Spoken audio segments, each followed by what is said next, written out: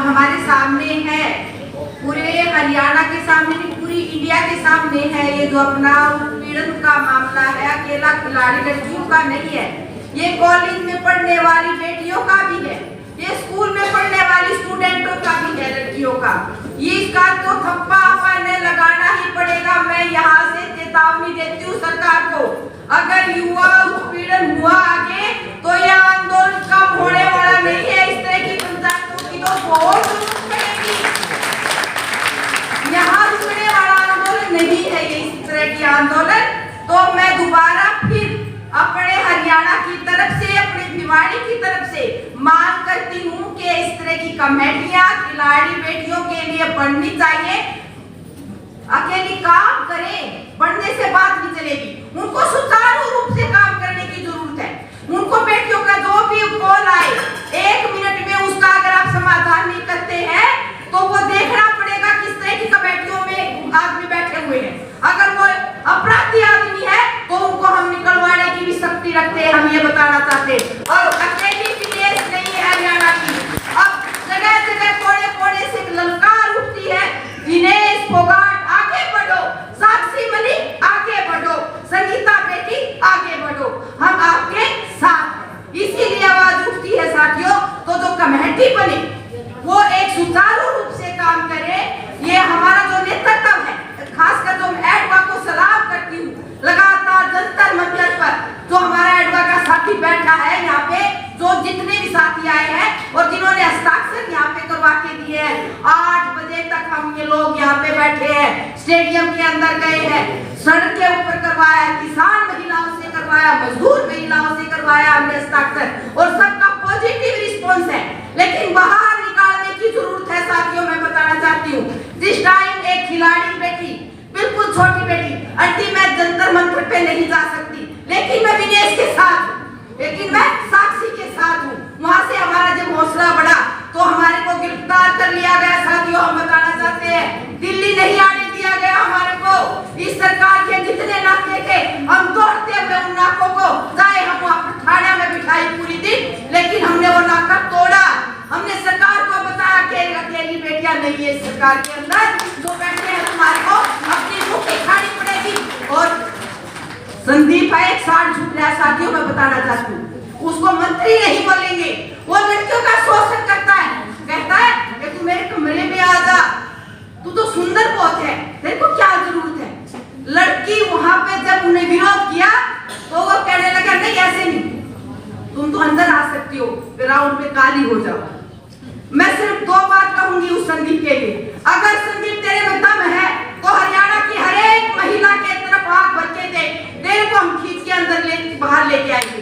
हमारा लंबा आंदोलन चला हुआ है, संदीप के लिए भी चला हुआ है, भूषण के लिए चला हुआ है, लेकिन सबकी जरूरत है यहाँ पे कि सब निकलना पड़ेगा, बाहर निकलना पड़ेगा। अभी एक आवाज आई थी, ये बाहर निकलने की लड़ाई, ये अंदर बैठे रहने की लड़ाई है साथियों।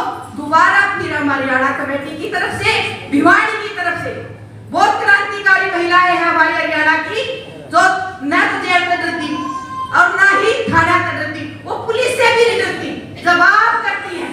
तो दूसरी साथी है, इसलिए बताते हैं पर बोलना सीखो, चाहे पुलिस के सामने है चाहे प्रशासन के सामने बोलना पड़ेगा साथियों। इसी के साथ हमारी जो बेटियां हैं उनको न्याय मिले, उनको लंबी लड़ाई हो सकती है। हम गीत गाते हैं तो लोग बोलते हैं सही गीत है, गीत के माध्यम से भी सांस्कृतिक प्रोग्राम करने की जरूरत है बेटियों के ऊपर। तो इसके लिए हम आपको दोबारा फिर जो पंचायत का आयोजन किया है, हमारा नेतृत्व यहाँ पर बैठा है, बहुत बहुत धन्यवाद। साथियों, जैसा कि आपको पता है हमारे पास सीमित समय है, 2 बजे तक हमको इसको खत्म करना है, और अलग अलग राज्यों से साथी लोग आए हैं अपनी अपनी बात रखने के लिए, तो इसलिए हमको खराब भी लग रहा है कि बीच में टोकना पड़ रहा है, पर अगर समय का ध्यान नहीं रखेंगे तो सबको नहीं सुन पाएंगे। इसलिए फिर से इस बात को दोहराते हुए कि 3 मिनट की समय सीमा है, और कृपया सभी साथी उसके अंदर इसको समाप्त करने की कोशिश करें। मैं अगले वक्ता के रूप में साथी बलबीर कौर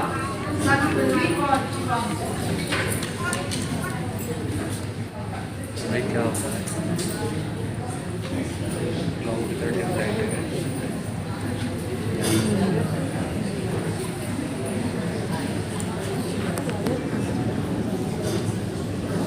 सभी यहाँ पे उपस्थित साथियों को क्रांतिकारी सलाम। आज हम सभी जो महिला पहलवान धरने पे बैठी है, न्याय की लड़ाई लड़ी है, उनके साथ यहाँ पे अपनी जो एकजुटता को और ज्यादा बढ़ाने के लिए यहाँ पे एकत्रित हुए हैं। तो यहाँ पे एक बात जो मैं कहना चाहती हूँ कि ये लड़ाई सिर्फ खिलाड़ी लड़कियों की लड़ाई नहीं है, ये आम लड़की की भी लड़ाई है। ऐसी लड़कियां जिन्होंने देश का नाम रोशन किया, उनके साथ अगर इस तरीके से हो रहा है तो आम जो मजदूर लड़की है, जो स्टूडेंट्स है, जो आम महिला है, उनका हाल क्या होता होगा, ये हम इससे समझ सकते हैं। और जब हम अलग अलग अपने अपने जिलों में, अपने अपने अलग अलग कॉलोनियों में, अपनी इकाइयों में गए, तो ये लोगों के बीच बहुत रोष है। लोग इस चीज को, मतलब वो हर चीज को भूल के इस चीज को देखते हैं कि अगर लड़की के साथ अन्याय हुआ है तो ये गलत है, और वो साथ चलने के लिए भी तैयार है। आम महिला भी, हमने जब पुतले फूके अलग अलग कॉलोनियों में, तो आम महिला जिसका कोई सरोकार नहीं, कभी संगठन के साथ भी नहीं जुड़ी, लेकिन जब ये बात सुनती है तो वो साथ चलती है, पुतला फूकने के लिए भी निकलती है। तो जरूरत ये है कि हम खुद बाहर निकले और लोगों को बाहर निकाले, इस लड़ाई को मजबूत करें। और इसके साथ ही ये जो कमेटियां जो होती हैं, यौन उत्पीड़न के विरुद्ध कमेटियां बनाने की जो बात है, उस पे भी हमें काम करना होगा कि वास्तव में ये कमेटियां नहीं है, हर जगह नहीं है। जब कहीं पे जरूरत पड़ती है तो आनन फानन में 2-3 लोगों को बिठा दिया जाता है कि इस पे काम किया जाए।